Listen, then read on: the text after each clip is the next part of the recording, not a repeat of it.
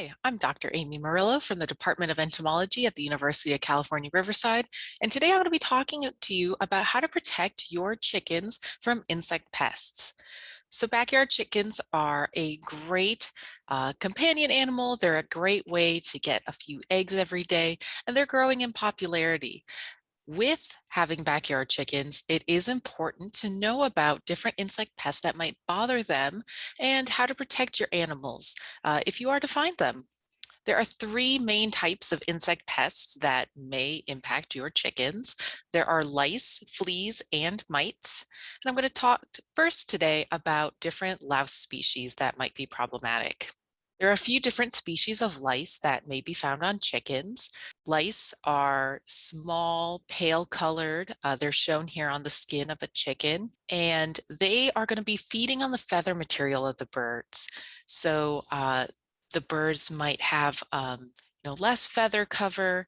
They might have these clumps of eggs that are laid in the feather material shown up here in the upper left-hand corner. And in small numbers, lice are not really going to be causing any harm and probably won't even be noticed by the birds.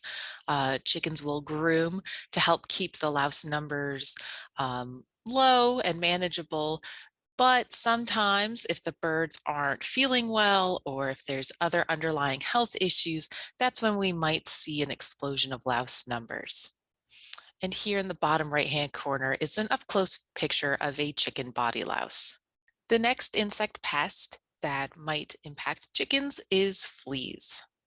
There's one species of flea, they're called the stick-tite flea, and these are not like the fleas that you might find on your cat or dog. They are not going to be jumping around on the animal. Instead, they're going to be attracted and want to be on the face of the chicken.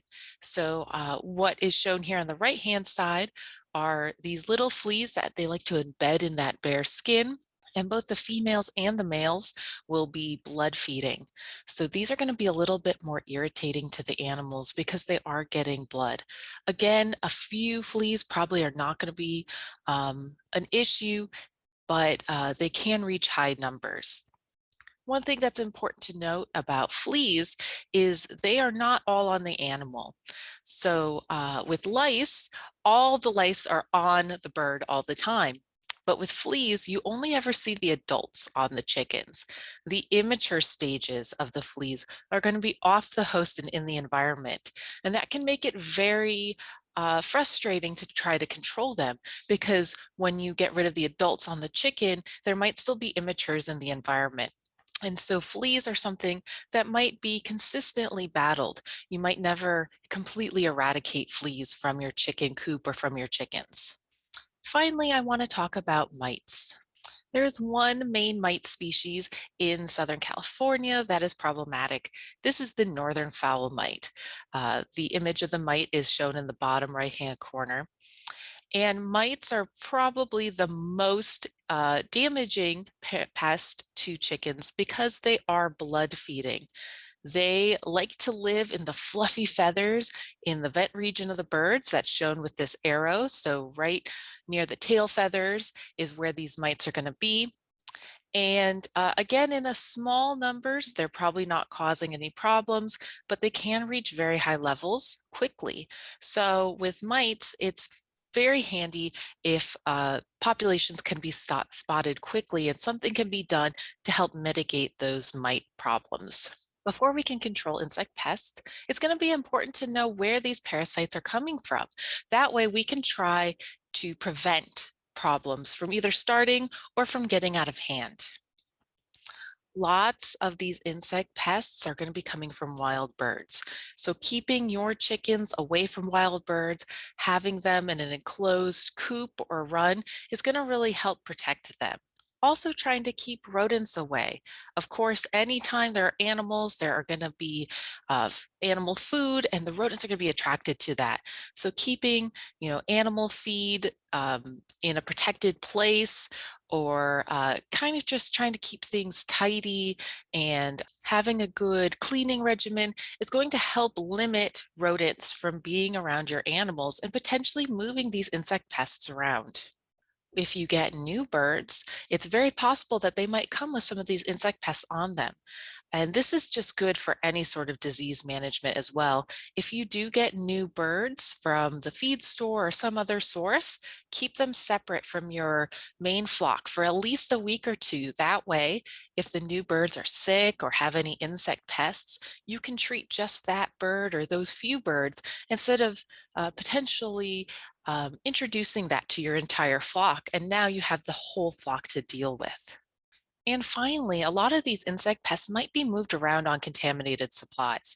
So keeping your things clean, cleaning them in between use, not sharing with neighbors who have animals as well is going to be a good way to keep insect pests from spreading among chickens.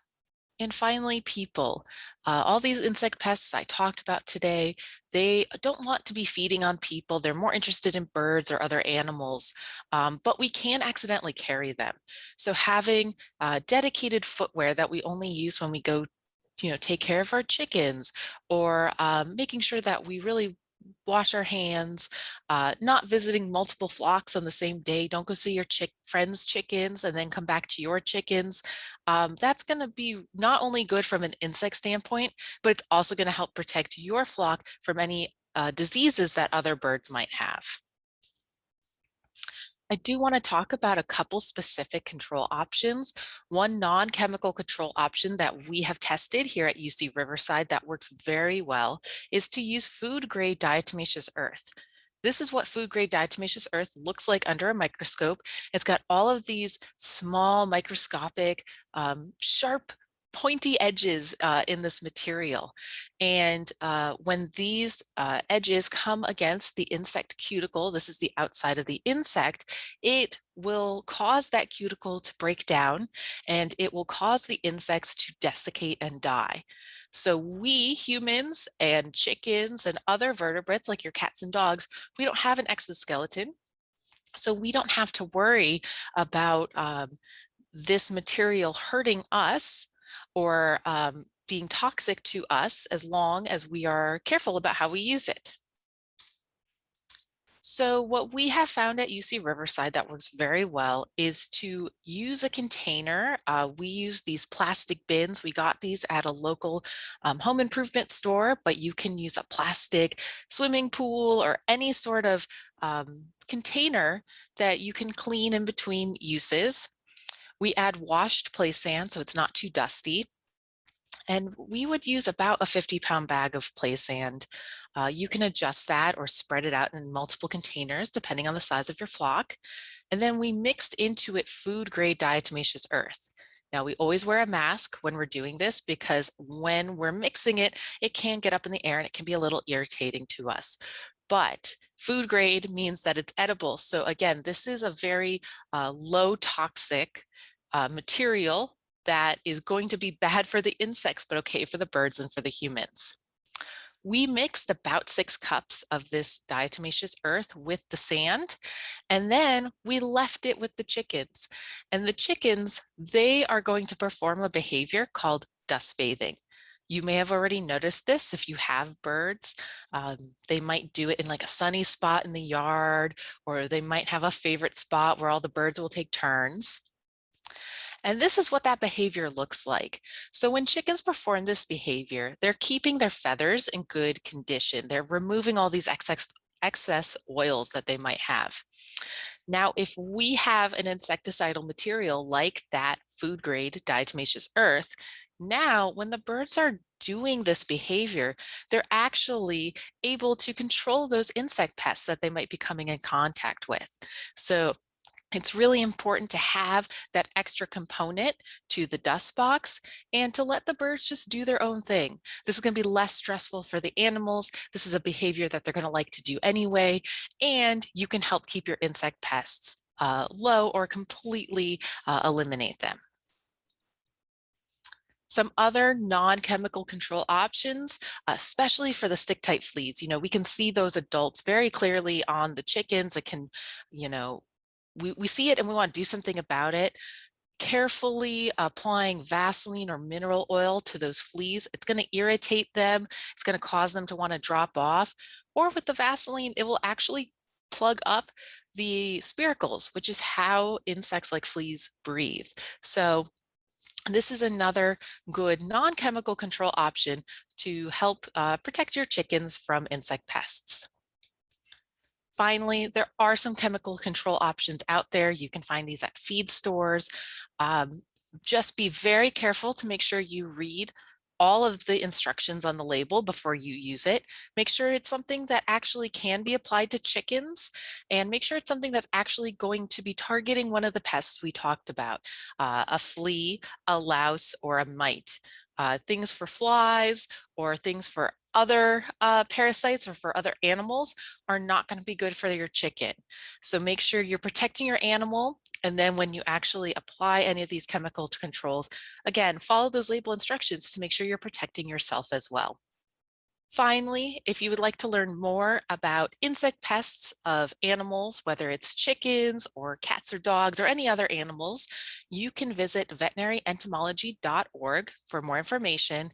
And finally, to learn more about the entomology department at UCR, you can visit entomology.ucr.edu and learn more about our scholarship opportunities or support our new Advancing Inclusivity in Entomology Scholarship. Thank you so much for your attention. I hope you learned something great today.